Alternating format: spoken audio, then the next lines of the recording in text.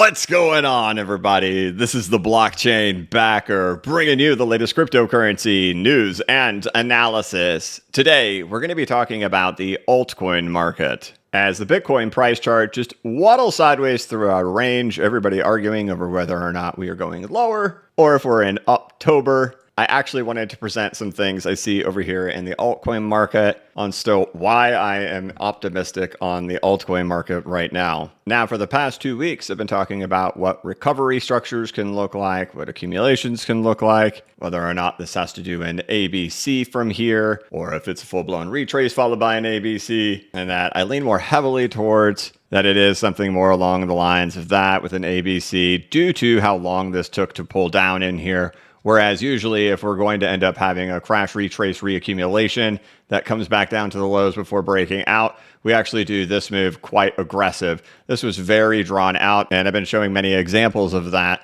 on how those tend to be more of those lower accumulations before eventually they work their way out. The bounce we're seeing today, still in line with those types of thoughts of an ABC still coming out of here eventually to happen. However, I would actually just take today off if that's the only thing that I had to talk about, because we've pretty much beaten that down as much as we can over the last 2 weeks. And what I actually want to talk about is more kind of supplemental to my thoughts that I think that the altcoin market is going to recover from here with everything we've already seen and incorporating in things that we've been talking about, like with SWI, which is one of the ones we were talking about down here in 60 cents, saying, you know, this is really the exact same thing that we saw for Solana back in 2020 heading into 2021 before Solana took off. Sure enough, we've seen SWI really do just about all of that up to where its current price action is right now, sitting here, which is where Solana got back to right there. And so that's kind of where we're at right now with SWI. But I've been talking about other things happening in the market with breadth opening up, and that hasn't falsely triggered during the entire 2022 fall of the market. In 2023, it never falsely triggered. And in 2024, it hasn't falsely triggered. It has stayed down in the depths of despair all of 2024 since the literal peak there at March 14th. However, recently it started to wake up in there. And with SWI starting to look like this, of course, it makes me question, hey, man, are we about to see some stuff happen in here? But, you know, you look around the rest of the market. What was one of the other coins that we were looking at that looked like SWI down in here, that looked like Solana down in here? Well, it was TIA, right? And look at TIA, it's just sitting way down here, right? It hasn't done anything like what SWI has done. But is SWI a one-off event, or is SWI kind of giving a heads up of what's coming in the market currently right now? And I wanted to dissect into the anatomy of what was happening here with Solana, because this isn't the only time we've seen something like this. And really, this is back here in 2020. I've done surveys and polls in the markets in the morning to ask people, you know, how many of you were here back in 2020? To which 2/3 of people said they came in 2021. So coming in the laser eyes, diamond hands, and Elon Musk, which means only 1/3 of people were around in 2020. But what happened with Solana and this whole structure of what occurred here was really identical to another asset that we had back in 2017. And, you know, if only 1/3 of people here were around in 2020, then what is it probably from prior to that? Maybe 1/9 of people around right now were around back in 2017. And I remember this asset because I was playing a lot with it back in 2017. And that was SIA Coin. And there was a lot of similarities that happened in the price action of SIA Coin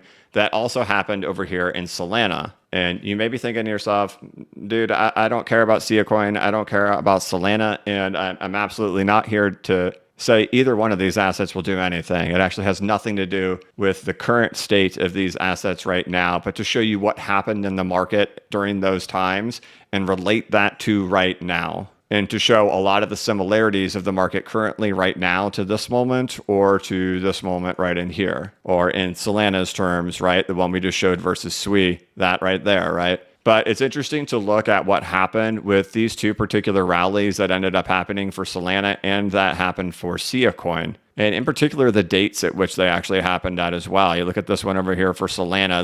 This peaks over here on August 31st of 2020. That's way before Bitcoin goes into expansion, right? Bitcoin doesn't go into expansion until December of 2020. Then you look over here for SIA Coin. This one ends up happening in June of 2016. Well, Bitcoin, it doesn't even go into expansion until early 2017. Both of these little rallies that happened here for Solana and that happened for SIA Coin take place before expansion ever happens. And then both of them are met with 80% falls that happen in here for both of them prior to expansions ever taking place. So, a little thing I've kind of kept in the back of my head when I've been saying, hey, this looks a lot like Solana when we're looking at like SWI or like TIA, right? And thinking to myself, I know what I'm looking at. Like, I know what came after those moments when those types of things happen. But I'm definitely uncomfortable coming on the channel and being like, yeah, is SWI going to go do one of these big fat things, But I've known in the back of my head that's what has come next when that happened to Solana. But, just for giggles, I was just kind of playing around with the Coin chart as well today. And while kind of reflecting back on that moment, reflecting on that, hey, we've seen a lot of these assets make these similar corrections to what we've already seen happen over there for Solana. And then just kind of looking at, just goofing off with this and being like, hey, you know what?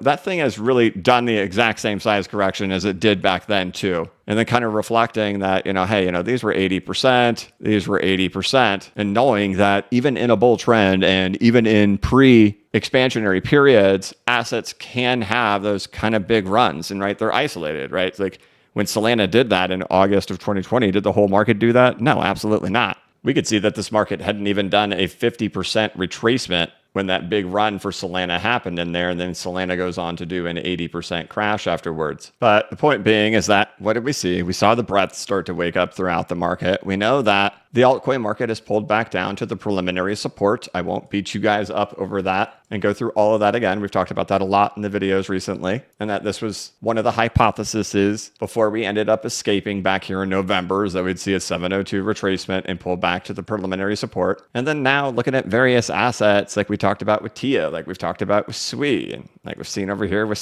Coin, that these things have done these 80% corrections that have happened in here. And that when these bull trends were intact, and especially this first one, which happens prior to there being an expansion in the market, it was common to do 80% corrections in the overall bull trend. And that this was the actual expansion for Bitcoin in March and April of 2017, not here in June of 2016, which I can overlay Bitcoin on top of that. And as many know, right, this is that moment where Bitcoin's breaking out into its all-time high right here, right? That's happening here, right? But, just to kind of reiterate the things, not just looking at Solana's price action heading into that moment and using that as the only reference point to say, see, everything's going to take off because Solana did that too. But to say, hey, look, what we saw with Solana is also something that we did see in past cycles before as well. And that we have other references we can look at as well on what these 80% corrections can look like in here before a bull trend can go on and resume. And we could stare at this one all day like we do with Solana, but even this one right in here is absolutely fascinating to me to look at it on this smaller time frame and say, hey, this is really kind of what the market does look like right now. And that while things like SWI have gotten a jump start in the market, really these 80+% corrections that we see in here and the anatomy of what's happened in our corrections now and how deep they've already gone, they all mimic what completed corrections would even look like back then. And really that all phases of them have actually ended up playing out in here, from the initial fall off the peak to eventually finding a support level in here to hold, ultimately to break down and throw back, break down and throw back, Waddle to barely set a new low, Waddle to barely set a new low happening in here. And then even in the price action that we have happening right now, this is where I'm like, okay, look, I'm looking around on Twitter. You got a lot of people, now that we've already fallen 80% in a lot of these assets, a lot of people, of course, are now bearish, or that things are going to take a long time. And I understand that. I've been that guy for months on end. But, even looking at the price action of what's happened in here and why did our breadth trigger get fired off right in here for the market. And we have all these things happening in here looking like what would have happened, right? The peak, notice this fall, right? The peak, and then the fall, and then, right, this comes up to take it out. Big, massive fall happening back in here. Oh, nope, it's doomed, we're done. Nope, it's doomed, we're done. What if, man? You know what I mean? What if things are going to get moving a lot faster than we think? That you're really right there on the cusp. And, it'd be one thing to just hypothesize about this. However, we have seen some assets already start to do things like SWI, right? or like even Aptos, which just didn't even want to come back down here. It's already still pushing up in here. But that, we can look around throughout the market and know that, hey, like Solana in its bull trend of 2020 to 2021, or Coin in its bull trend of 2016 and 17, these 80% corrections are typically deep enough, right? And what does it look like when those 80% corrections have come to a completion? And I wonder if we're actually even further along than people may think. And again, just kind of reiterating that it's pretty normal to see 80% crumbles happen in the market in actual bull trends. It's very normal to see 95% crumbles in true bear markets, but it's normal to see 80% crumbles in bull trends as well, as we've shown here with Coin and as we showed with Solana.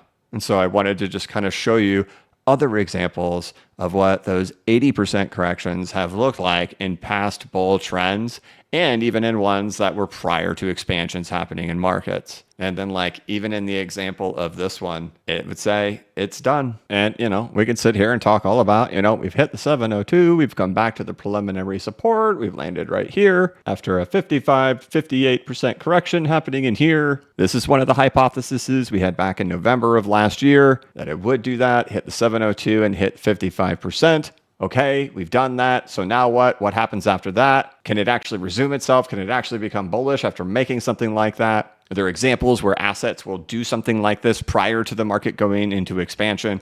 And I've just shown you that with Coin doing that in 2016, and I've just shown you Solana doing that back in 2020. Doing exactly that, doing the 80% corrections, doing it prior to expansions, and then the next move was the expansionary move that came after that. And whether we're looking at SWE versus Solana or other assets versus Solana, we can go compare those against 2016 as well and say, what do those 80% corrections look like?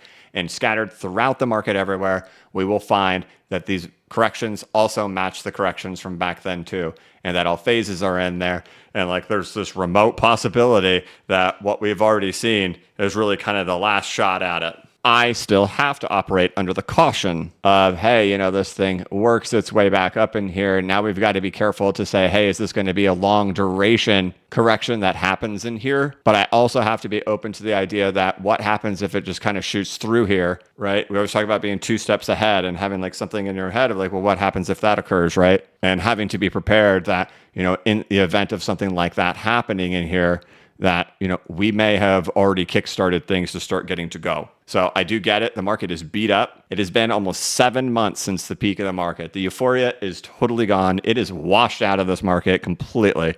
I get it. There's people here saying, hey, Uptober. Yeah, but go look at Google Trends. Go look at how many people are searching to buy Bitcoin. There's nobody here. Go look to see how many people are searching to buy crypto. No one. The only people screaming for Uptober are the people that are still here. The crowd is gone, right?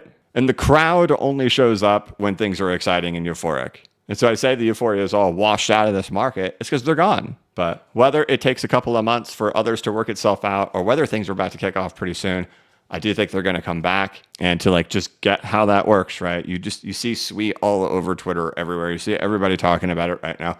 All it takes is price action to go up, and then people get really interested in it. People want to get an entry in it. People get excited about it, right? That's just how it works. When the prices are the best, everything looks the worst, and the crowd is at its lowest point. But I think there's a lot more reasons to be optimistic now than there were 6 months ago. So I just wanted to show you those things, give you an idea of what 80% corrections looked like, show you that we've really done all of those things already here in the market. We've pulled back to the preliminary support over there and others. If there's a time to be an optimistic, if there's a time for bulls to take over control of it, I think we're in it. As we all know, we still have to see expansion in the stock market. None of that has changed. There has to be an opening of breadth over here in the market. The Russell 2000 is still not through the last retracement level in here. But today, we got a surprise in the unemployment rate. It ticked down for a second consecutive month in a row, coming in at 4.1%. Forecasted to be 4.2, coming off of 4.2 last month. So we went from 4.3 to 4.2 to 4.1.